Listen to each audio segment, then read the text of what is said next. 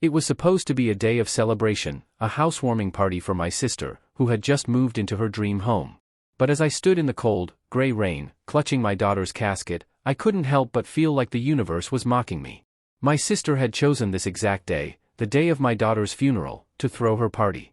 And when she called my daughter's death a minor event, it felt like the final straw. Our parents, instead of standing by me, sided with her. That's when I knew I had to step back and take a moment to process everything. As I sat alone in my car after the funeral, replaying the events of the past few days, I realized how much our family had changed over the years. My sister and I used to be close, growing up together in a small town where we shared everything, from secrets to laughter. But as life progressed, we drifted apart. She moved away to pursue her career, while I stayed behind to raise my daughter. Over time, our relationship became strained, marked by misunderstandings and unspoken resentments. The tension between us reached its peak when my sister decided to move back to our hometown. Instead of seeing it as a chance to reconnect, I viewed it as an intrusion into my life. I was already overwhelmed with the demands of parenting and running my own business, and the last thing I needed was my sister's constant presence reminding me of what we once had. When she announced her plans for a housewarming party, I tried to stay positive. After all, it was her big day, and I wanted to support her. But deep down, I couldn't shake the feeling that something wasn't right. Little did I know, the real drama was yet to unfold. The morning of the funeral was chaotic. My daughter had passed away unexpectedly, leaving me reeling with grief. As I prepared for the service, I received a text from my sister, "Don't worry about coming to the party today. It's not a big deal." Her words stung, but I pushed them aside, focusing instead on honoring my daughter's memory. However, as the day wore on, the situation escalated. My sister arrived at the funeral dressed in a bright outfit, as if she were attending a social gathering rather than paying respects. When I confronted her about her inappropriate attire, she snapped back, "This is just a minor event. People die every day." Her callousness shocked me. How could she reduce my daughter's passing to such a trivial matter? But what hurt even more was the fact that our parents took her side. They told me I was being unreasonable, that my sister was simply trying to move on with her life. In that moment, I felt completely abandoned, not just by my sister, but by my entire family. After the funeral, I retreated to my car, unable to face anyone else. As I sat there, tears streaming down my face, I realized that this wasn't just about my sister's insensitivity, it was about years of unresolved issues within our family. For so long, I had suppressed my feelings, believing that keeping the peace was more important than addressing the underlying tensions. But now, faced with this betrayal, I couldn't hold back anymore. I spent the rest of the day processing my emotions, alternating between anger, sadness, and confusion. How could my sister be so heartless? And why did my parents choose to side with her instead of supporting me during one of the most difficult times of my life? These questions haunted me, making it impossible to focus on anything else. That evening, I reached out to a close friend who had been there for me throughout my daughter's illness. She listened without judgment as I poured out my heart, expressing the pain and frustration I felt. For the first time since my daughter's death, I allowed myself to fully grieve, not just for her, but also for the fractured relationships within my family. My friend reminded me that it was okay to prioritize my own healing and emotional well-being. She encouraged me to take a step back from the family drama and focus on rebuilding my life. Her words gave me a sense of clarity, but they also left me wondering whether reconciliation with my sister and parents was even possible. As the night wore on, I began to reflect on the bigger picture. While my sister's actions were deeply hurtful, I realized that I couldn't control her behavior or force her to see things my way. What I could control was my own response. I decided that moving forward meant setting boundaries and prioritizing my mental health. In the coming days, I plan to have an honest conversation with my sister, laying out my feelings and expectations for our relationship moving forward. I also knew that I needed to address the dynamics within our family, ensuring that my voice was heard and respected.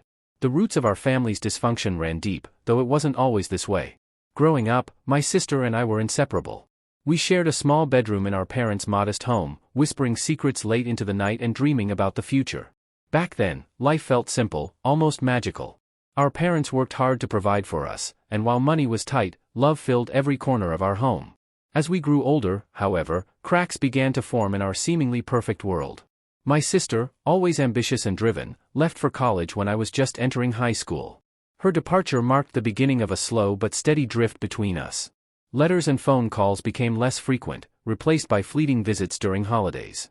Each time she came home, I noticed subtle changes in her demeanor. She seemed more distant, more preoccupied with her own life. Meanwhile, I stayed behind, choosing to build my life in our hometown. After finishing school, I started working at a local business and eventually opened my own boutique. It wasn't glamorous, but it gave me a sense of purpose and stability. When I met my husband, we quickly settled into a quiet, contented life. A few years later, our daughter was born, bringing immeasurable joy into our world. But even as my life moved forward, I couldn't ignore the growing rift between my sister and me. Her visits home became shorter, her excuses for skipping family gatherings more frequent. I tried not to take it personally, telling myself that she was busy building her career. Still, there were moments when her absence stung, birthdays, holidays, milestones in my daughter's life that she missed without explanation. Things reached a tipping point when my sister announced her decision to move back to our hometown. At first, I welcomed the news, hoping it would give us a chance to reconnect. But instead of bridging the gap, her return only widened it. She bought a sprawling new house on the outskirts of town, throwing herself into renovations and decorating. Every conversation we had revolved around her plans, her achievements, her dreams. There was no room for anything, or anyone, else. Our parents, ever eager to keep the peace, lavished attention on her, praising her accomplishments and indulging her every whim. To them, she was the golden child, the one who had made it in the world.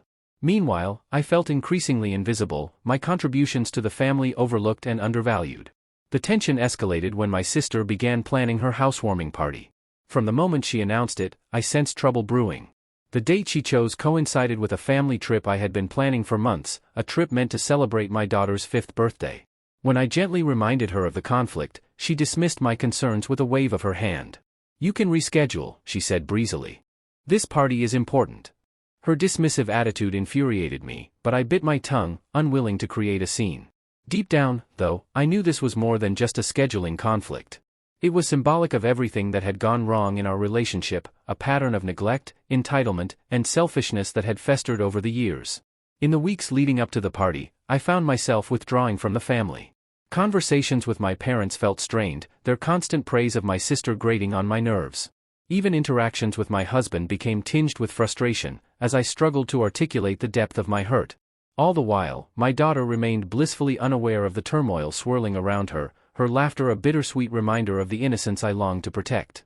Looking back, I realize now that the seeds of what happened next were sown long before the day of the funeral. The fractures in our family weren't new, they had been there all along, hidden beneath layers of politeness and denial. But when tragedy struck, those cracks burst wide open, exposing the raw, painful truth beneath. The morning of my daughter's funeral was a blur of chaos and grief. I had spent the previous days in a state of shock, unable to fully process what had happened. My daughter, the light of my life, had passed away unexpectedly, leaving behind a void that felt impossible to fill. As I prepared for the service, every movement felt heavy, every breath a struggle. Even before the funeral, the seeds of conflict had been sown.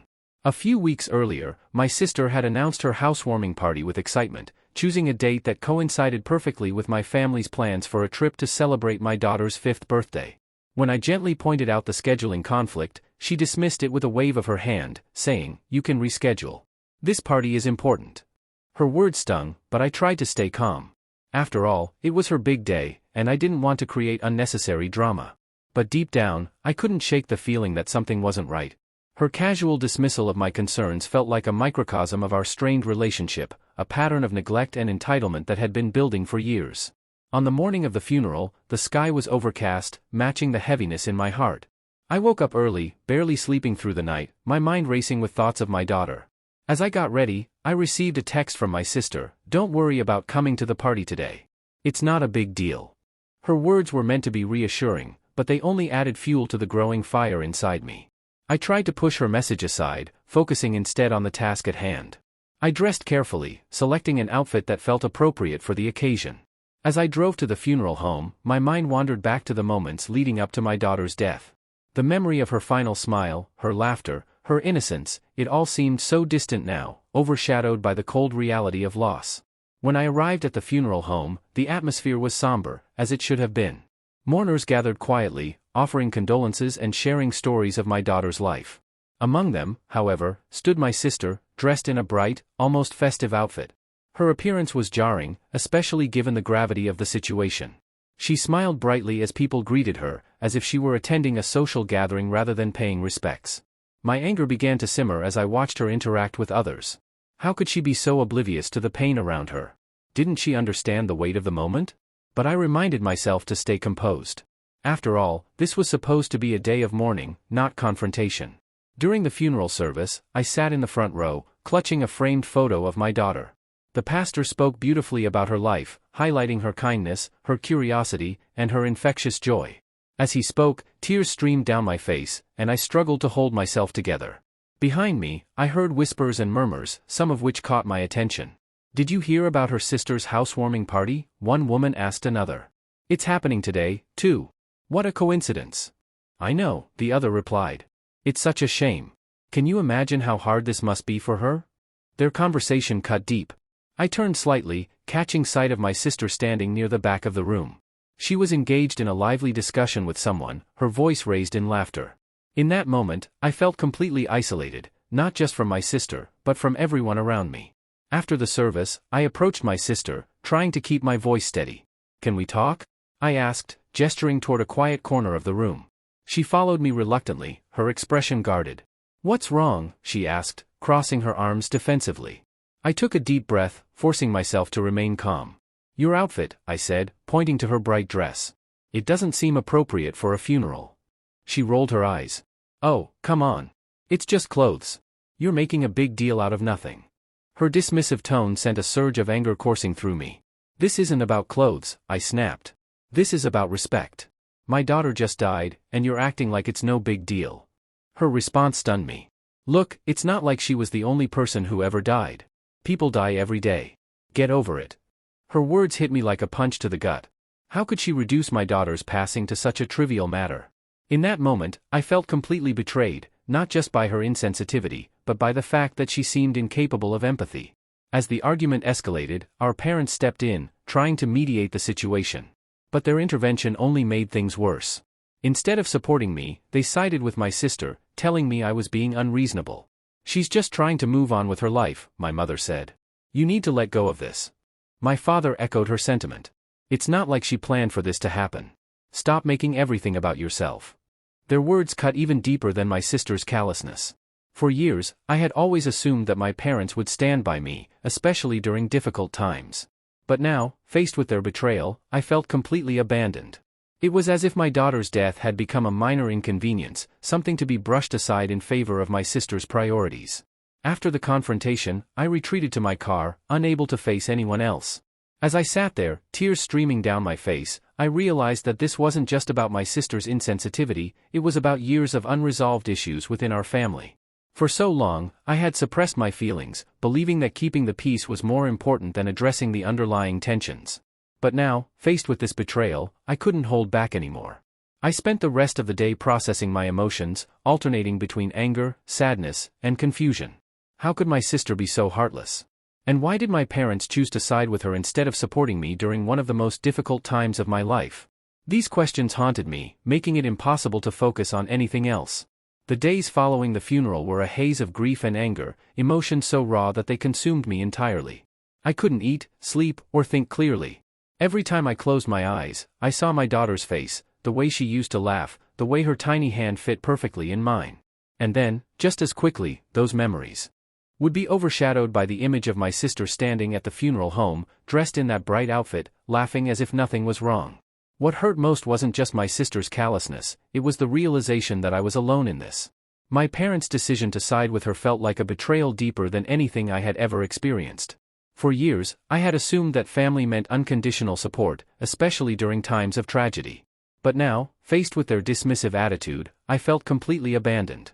It was as if my pain didn't matter, as if my daughter's death was an inconvenience that disrupted their plans. I began isolating myself from everyone, even my husband, who tried his best to comfort me. "You need to talk about this," he said one evening, sitting beside me on the couch. "Bottling it up isn't going to help." But how could I explain something I barely understood myself? How could I put into words the depth of my hurt, the sense of betrayal that came not just from one person, but from my entire family? Instead of responding, I turned away, pretending to focus on the TV. In truth, I was replaying the events of the funeral over and over in my mind, searching for answers that never came. Eventually, I reached out to a close friend, a woman I had known since childhood. She had been there for me during some of the darkest moments of my life, including my daughter's illness. When I called her, she answered immediately, her voice filled with concern. "I've been worried about you," she said. "How are you holding up?" Her question broke something inside me. For the first time since the funeral, I allowed myself to cry, not just for my daughter, but for everything I had lost. I told her about the argument with my sister, about my parents' betrayal, about the overwhelming sense of loneliness that had taken hold of me. She listened without judgment, offering words of comfort when I needed them most. "You can't control what they do," she said gently. "But you can control how you respond. Maybe it's time to set some boundaries." Her advice resonated with me, though I wasn't sure how to implement it. Setting boundaries with my family felt like an impossible task, especially given the dynamics at play. Still, her words gave me a glimmer of hope, a reminder that I wasn't powerless, even in the face of such deep pain. In the days that followed, I spent hours reflecting on my relationships with my sister and parents. I thought about the patterns of neglect and entitlement that had defined our interactions for years. My sister's behavior at the funeral wasn't an isolated incident, it was part of a larger pattern, one that I had ignored for far too long. I realized that I had always prioritized keeping the peace, believing that avoiding conflict was the best way to maintain harmony within the family. But in doing so, I had sacrificed my own emotional well-being. My silence had allowed others to walk all over me, to dismiss my feelings and needs without consequence. This realization was both painful and liberating. For the first time, I understood that staying silent wasn't strength, it was weakness. If I wanted to heal, I needed to confront the people who had hurt me, to demand accountability and respect. It wouldn't be easy, but it was necessary.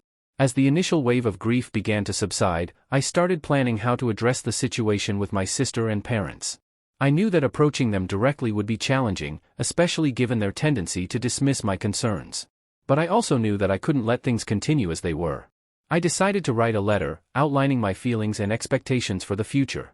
Writing allowed me to organize my thoughts and articulate my emotions in a way that felt safe. In the letter, I described the pain caused by their actions, emphasizing how their lack of empathy had compounded my grief. I also made it clear that I needed space to process everything, and that I wouldn't tolerate further disrespect. Sending the letter was one of the hardest things I've ever done. Part of me feared retaliation, worried that my words would only deepen the rift between us. But another part of me felt a sense of relief, knowing that I had finally spoken my truth. After sending the letter, I allowed myself a moment of peace. For the first time in weeks, I felt a small sense of control over my life. Whether or not my family chose to acknowledge my feelings, I had taken a step toward healing. I knew the road ahead wouldn't be easy, but I also knew that I couldn't continue living in silence. That night, as I lay in bed staring at the ceiling, I thought about my daughter. Though she was gone, her memory lived on in every act of courage, every moment of honesty. She had taught me the importance of love, kindness, and authenticity, and now, in her absence, she was teaching me the importance of standing up for myself. In the weeks that followed, I found myself navigating uncharted territory. The letter I had sent to my sister and parents was met with silence at first, a silence so heavy it felt suffocating. Days turned into a week, and still, there was no response. I began to wonder if they would ever acknowledge what I had written, or if my words had fallen on deaf ears. Finally, one evening, my phone buzzed with a text from my sister. My heart raced as I opened it, unsure of what to expect. Her message was brief, almost clinical. "I'm sorry if you felt hurt. That wasn't my intention." Her words were infuriating in their simplicity. If I felt hurt? It wasn't a question of perception, it was a fact. My pain was real, raw, and undeniable. Yet here she was, minimizing it once again, as if my emotions were up for debate. I stared at the screen, torn between anger and exhaustion. Did she truly not understand the gravity of what she had done, or was she simply unwilling to confront it? Instead of responding immediately, I took a step back. I reminded myself of the boundaries I had set, not just for her, but for my own peace of mind. Engaging in another heated argument wouldn't solve anything. What I needed was clarity, not conflict. Confrontation with my parents. A few days later, I received a call from my mother. Her tone was cautious, almost hesitant. "We need to talk," she said. "Can we meet?" I agreed, though reluctantly. We arranged to meet at a quiet cafe on the outskirts of town, far from the prying eyes of our community. When I arrived, my mother was already seated, nervously stirring her coffee. My father sat beside her, his expression unreadable. For a moment, none of us spoke. The weight of everything unsaid hung in the air, thick and oppressive. Finally, my mother broke the silence. "We've been thinking about what you wrote," she began. "And we realize now that we may have handled things poorly." Her admission caught me off guard.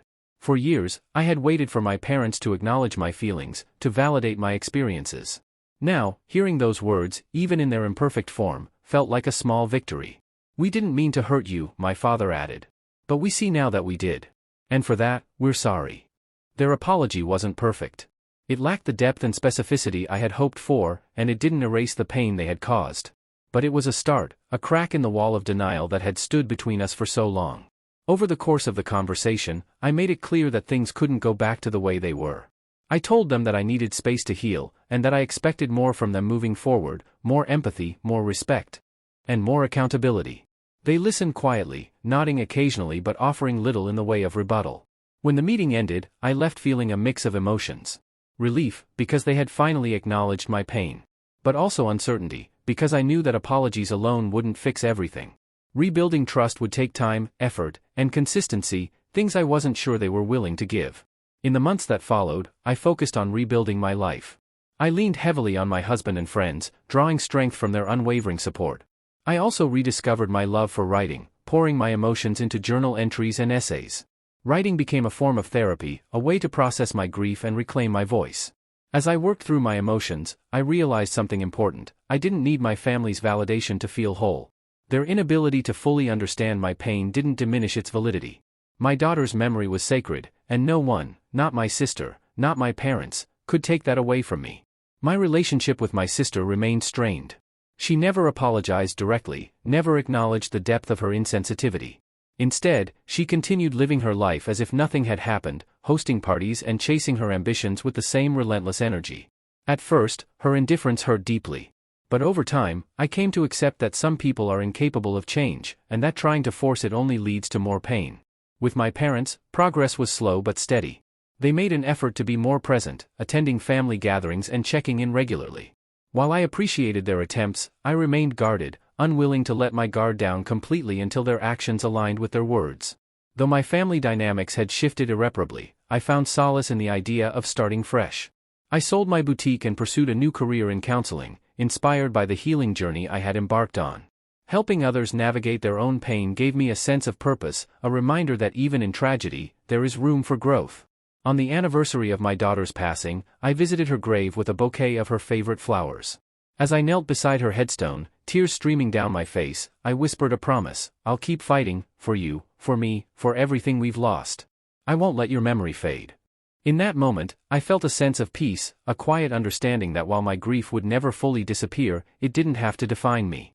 My daughter's life had been a gift, and though it had been cut tragically short, her impact lived on in every act of courage, every moment of honesty, every step toward healing.